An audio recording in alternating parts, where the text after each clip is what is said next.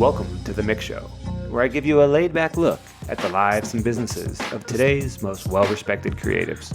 You'll learn key life lessons from culture's most prominent personalities, musicians, actors, athletes, and CEOs.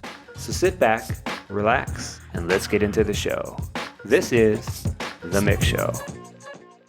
I can't believe we've made it through season 1, 12 episodes of me talking to some of your favorite people across music and sports and business and entertainment, just taking some of their amazing life lessons and distilling it down for you in a way that you can use it. And of course, we're trying to have some fun and some laughs along with it. So this is recap 1 from season 1. We're going to go through the first 6 episodes and give you some of the highlights from season 1 of the MICK Show. Let's start with episode 1 with a longtime friend of mine, D Nice.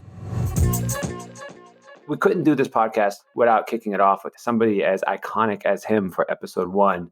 And he did not let us down. You know, there's a lot of interesting things that I got from the D Nice interview, but the main thing I really enjoyed from our talk, it was a pretty long talk. I believe it was one of our longest episodes for season 1, was that it's never too late to really create this moment for yourself in your life, for your true destiny and your true path. We all feel when we're 20 that like, oh, what am I going to do? When you're 25, like, oh, I think I got it figured out. And then at 30, you're just like, when am I going to figure it out? Blah, blah, blah. And you could do some great things, but maybe you question your purpose. Maybe you wonder what your purpose is. I'm 42 and I still don't honestly know what the fuck I want to do for my life. But I'm glad you at least listen to this podcast because maybe one day I'll figure it out. So when you hear somebody like D Nice, who's 50, really hitting the stride, the peak, the upper peak of his life now at 50. It's a crazy thing. It's something we can all look towards, something we can all aspire to.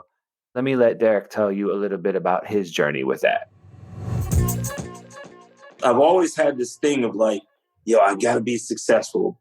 Like, yo, I did it without my group. Like, I made my mark. So this whole thing that happened was like totally mind-blowing to me of like, wow. I finally became like this household name, doing what I love. July 24th was the 30th anniversary of my first album. And I can't even tell you, man, it's been like a magical moment for me that 30 years later, my life is greater than it was. And when I was just ready to completely just give up, man, I was ready to give up on this. Wasn't that I was doing bad? Like, no, I was in a very good space. I was just physically tired. You know, being self-managed, I just didn't think that people understood exactly who I am. Like, don't box me into just being a DJ. Don't box me into old school. Like, no, I'm D Nice. Like, that's all I ever wanted people to just see. I'm just me. That's it. Like, don't box me into anything. You know, I remember being in these clubs and like trying to be accepted by like promoters and like club managers. And I remember this dude, I was DJing at a club in New York City called Butter. A dude walked over to me. He was the manager of the venue. And he walked over to me and he put his hands on my shoulder and he rubbed my jacket and was like, oh, this is really nice. How can you afford that? I know what we pay you. And I was offended by that, bro. Like, I was like, the fact that someone felt like, one, it was ego driven. I know that now because I shouldn't have been as offended as I was back then. But it was ego driven of like, what do you mean, how could I afford this? Like, yo, I own a web development company. I was building websites by day and DJing at night. I didn't want to be in the clubs like that. I wanted to do private events, but nobody believed in me. Like, no one believed in me, bro. Like, I just went a different route to help me get to where I am now. And that's why I'm so humbled by this experience because, I mean, bro, like, I'm not going to lie to you, man. Like, 4 weeks after this whole IG thing blew up, it took 4 weeks for me to literally sit and live in the moment. And I sat there and I teared up again because I could not believe that the dude that started out DJing and doing these events for $100 a night had become one of the biggest DJs and most recognizable DJs in the world. And that experience was very humbling. And I can't lie, I'm in a very good space because of that. The stress and the amount of like work that it goes into and the amount of sacrifices that you make to reach any of these goals, you know, like all of this baggage, which ended up being incredible baggage for me because it forced me to remind myself of who I am, the legacy that I created before all of this. So for episode 2, we had Deshaun Watson from the Houston Texans, one of the best quarterbacks in the NFL. Really nice guy. Has a book out now in stores as well called Pass It On. And the thing that I really thought was amazing about Deshaun was for the wisdom and the leadership skills that he has. He's still such a young man in today's society, and it's really cool to see like how he's a born leader, right? He's teaching people how to lead. He leads his teammates. He leads in the community, and I think it's just really important for people to understand that anybody can lead, anybody can really strive to make an impact on and off the field, on and off your work site, on and off your family home, whatever it is. And I think Deshaun embodies that. So let's take a listen to episode 2 of the MICK Show with Deshaun Watson. God has put me in this position to just, hey, see the bright lights, see what I'm about to do to you. Then, hey, boom, I'm going to slow you down a little bit. I'm going to give you some games, some knowledge. I'm going to let you refocus. I'm going to let you get the surroundings of people who's with you, who's not with you. And I'm going to turn this negative into a great positive. And just because I'm a quarterback and things like that doesn't mean that you can't hold me accountable. So I want you to just be yourself, because I'm going to be myself around you.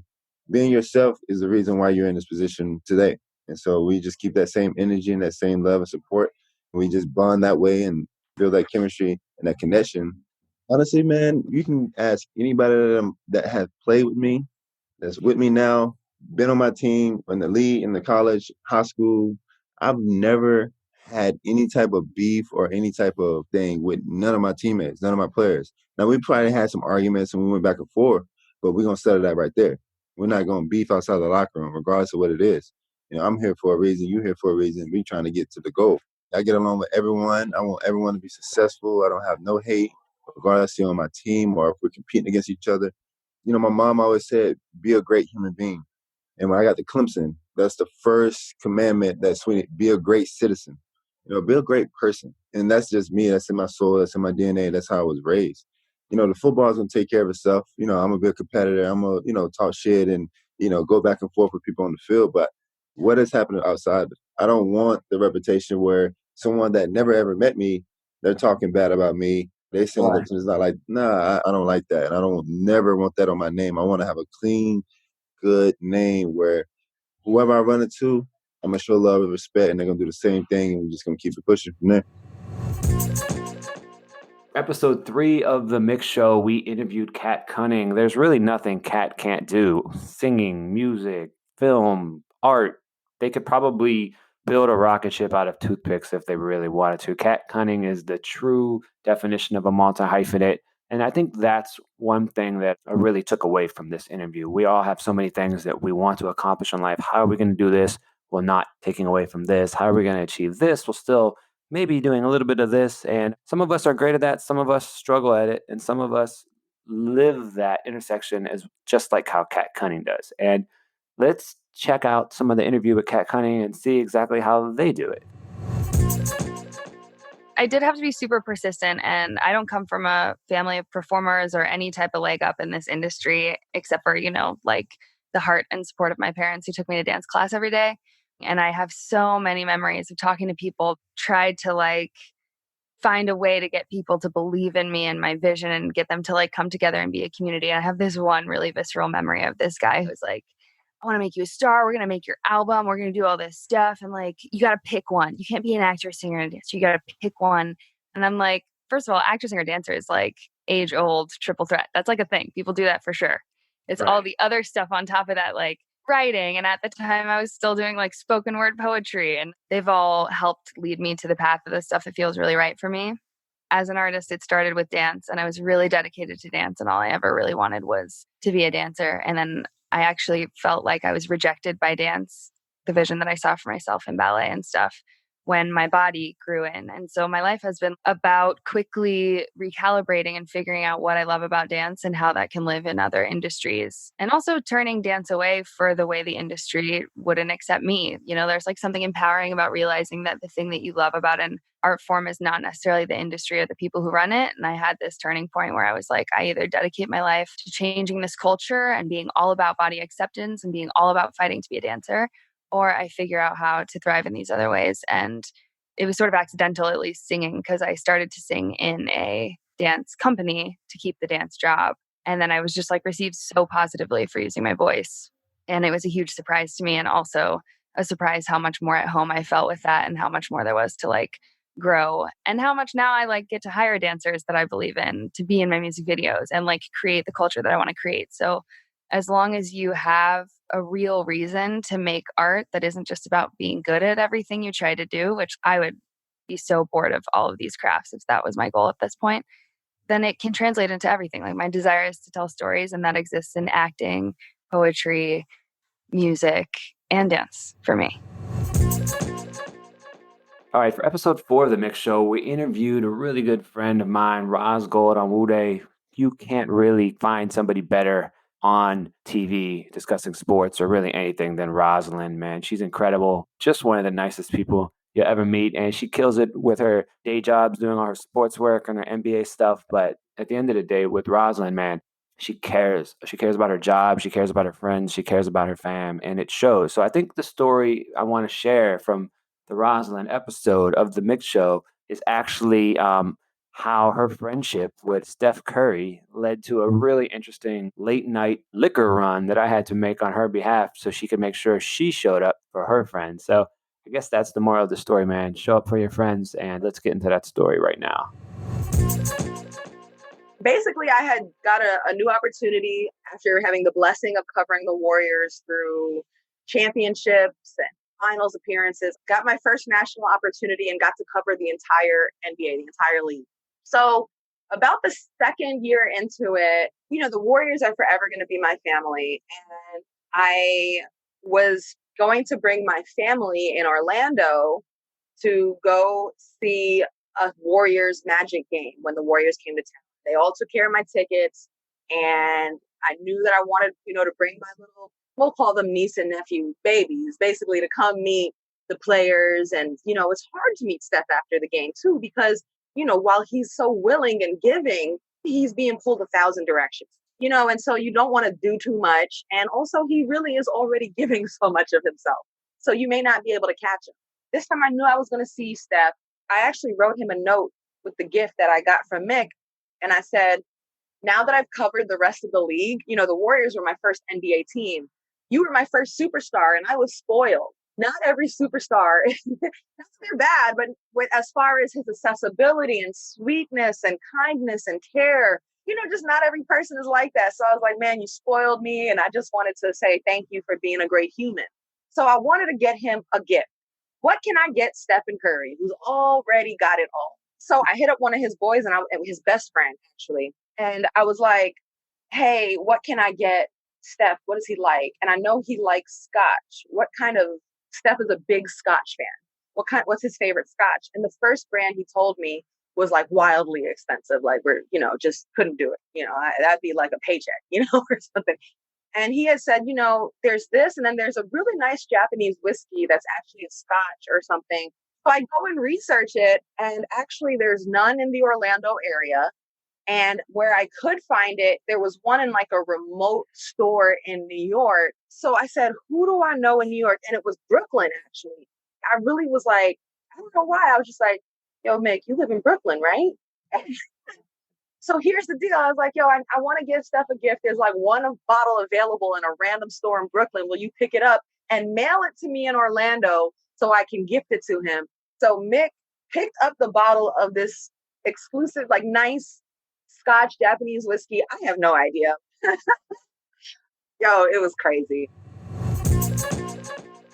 All right, for episode 5 of the MICK Show, we had Axel Alonso. He was the former editor-in-chief of Marvel Comics, and while he was there, man, he changed the world as we know it. All of the Avengers movies that you've seen, all of the cartoons that have come out of the last 15 years, all of the diversity that you've seen in comics, all of the hip-hop infusion of culture that you've seen in comics and entertainment, a lot of that came from, if it didn't come from his brain, it came from him okaying the brains that did it. My son is named Miles after Miles Morales, the Black Spider-Man. Miles Morales wouldn't exist if Axel Alonso didn't exist. So when you think about the impact that this man has done as far as bridging the gap between racial tensions, culture, equality, equity, as well as entertainment, he's just top of mind. So let's delve into a little bit of this episode with Axel and discuss how he tries to bridge those gaps in his job. I pushed to do a black Spider-Man, a mixed race Spider-Man. When we announced the news, I got crucified by the comic book fans. They would yell at me saying that I was ruining their childhoods. Peter Parker's Spider-Man. This guy's not Spider-Man. And I always thought to myself, there's such a beauty in having that Spider-Man mask peeled back to show a different face, go for other kids. Whole new kids can see themselves reflected in him. That's important. Hence Miles, When I grew up, there were mostly white superheroes, a few black superheroes, and that was it. There were Hispanic superheroes that are any good.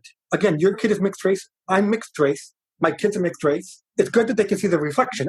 When I did Amadeus Cho, when he became the new Hulk, when we announced that Amadeus Cho, the Korean teenager, was going to become the new Hulk a few years ago, I got a text in the middle of the night from my wife's cousin. And she said, Miles, my son who's 4 years old, can't get to sleep tonight.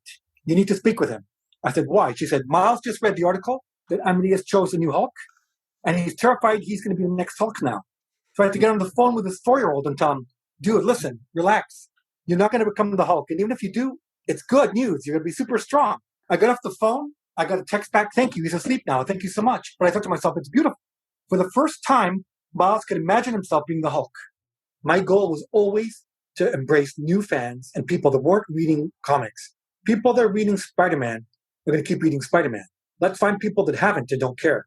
I want to get the Vertigo readers, the independent readers, people that watched wonderful cable TV shows, edgy cable TV shows. It was all about contemporizing them and making them relevant. One of the first things I did was I looked at Captain America mythology and I said, you know what? I don't buy that Uncle Sam would have tested white boys with a super soldier serum. It just doesn't make any sense as a historical precedent. So I spoke with the writer, Robert Morales. He said, I'll write that. And Kyle Baker drew it. But imagine a world in which the U.S. government tested the super soldier serum on a group of African-American men. There's a man named Isaiah Bradley who, in fact, was injected with the serum before Steve Rogers was. Fans flipped out. They freaked out like they did when we introduced Miles Morales. You're ruining my childhood. Captain America is Steve Rogers. And we said, yes, he is Steve Rogers. Here's another story. It's incendiary, but it was necessary.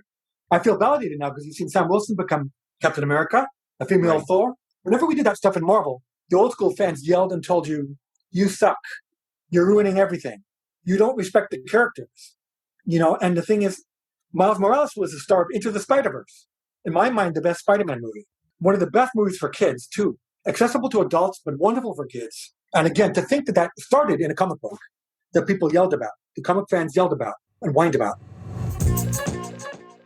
And for episode 6 of season 1 of the MICK Show, we had a legend, man. We've been fortunate to have so many great guests on season 1. We had DMC, the king of rock, legendary MC, legendary superstar stages across the world. But he sat down with us. He took some time and we talked about some really, really, really real shit. And the interview was long as fuck. It was an hour and 16 minutes. And that's the edited version. I think DMC and I talked for minimum 2 hours, and he had so many amazing lessons and nuggets to share. Maybe one day we'll do an outtakes episode and we'll delve into some of that. But I think the important takeaway from DMC was mental health. We talk a lot about physical health, right? We all want to eat right and we want to do our keto and watch our drinking and do our push-ups and sit-ups and body weight exercises and go to the gym, even though you shouldn't go because it's COVID and all of this shit. But a lot of us aren't putting the time we need to put into our mental health.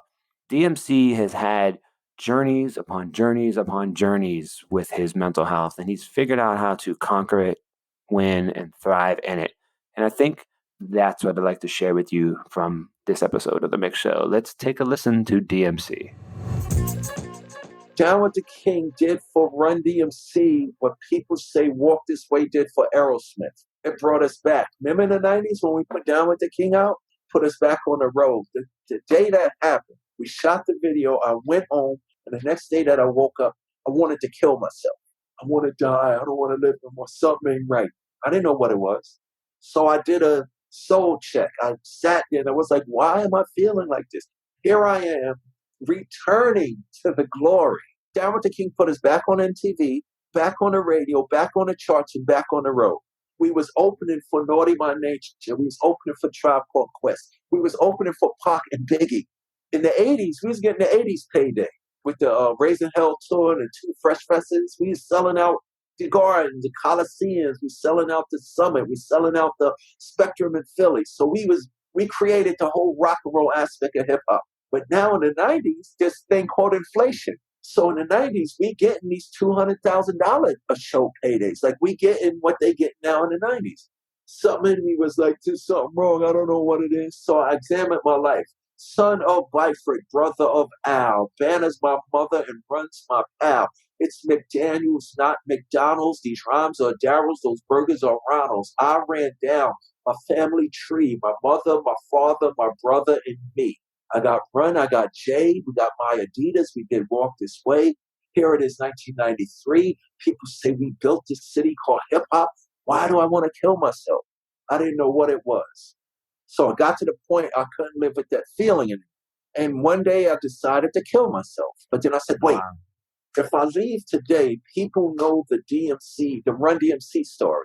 They know what me, Run, and Jay did, but nobody knows Jarrell, the little kid from Queens who made all of this DMC stuff possible. So I said, before I kill myself, I got to write a book. But I only knew my birthday, May 31st, 1964, because I wanted to open up the book like, yo, what's up, world? I'm DMC from the groundbreaking rap group Run DMC. You know me. First to go gold, first to go platinum, first on the cover of Rolling Stone, first with the big sneaker deals. Everything that hip-hop is doing, they say it's because of me, Run and Jay. But I'm really just Darryl McDaniels from Hollis, Queens, New York. No different from anybody on the face of the earth. I was born May 31st, 1964. And then I realized, oh, I know my birthday, but no details. So I called my mom's up. I didn't say, Mom, I'm about to kill myself. She would have lost it. I said, Mom, I'm writing a book. I need to know some extra details about the day I was born just to make it more interesting to the reader. May 31st, 1964, how much did I weigh? She told me. What time I was born? She told me. What hospital? She told me. That's it, son. Yeah, that's it I need for now. I love you. I love you. I hung up the phone. An hour goes by. She calls back with my father. Now, you got to understand, I'm ready to kill myself. I'm planning to jump off the George Washington Bridge, or I'm planning to jump off the roof when we go to Austria. I'm out of here because I was uncomfortable with this feeling. And the reason why I'm not afraid to tell the story, I'm the mighty DMC from Run DMC, like the biggest fucking the Beatles. I didn't know where to go get help. And that was it. Season 1, Part 1, the recap of the MICK Show. We'll be back next week with another recap for the other 6 episodes of Season 1 with some more amazing people. Coming up on the next episode, we'll have Tyler Mansour from Kith, legendary singer JoJo, entrepreneur David Meltzer, amazing, amazing photographer Brandon Almengo, legendary DJ, producer, connector Clinton Sparks, as well as R&B superstar. It's going to be a really interesting recap. If you like this one, you'll love that one. And if you like both of them, man, Season 2 is just around the corner. We want to thank everybody who's listened to the MICK Show for Season 1 and so much more to come. And we appreciate you so much. Make sure you stay tuned. Have a great week.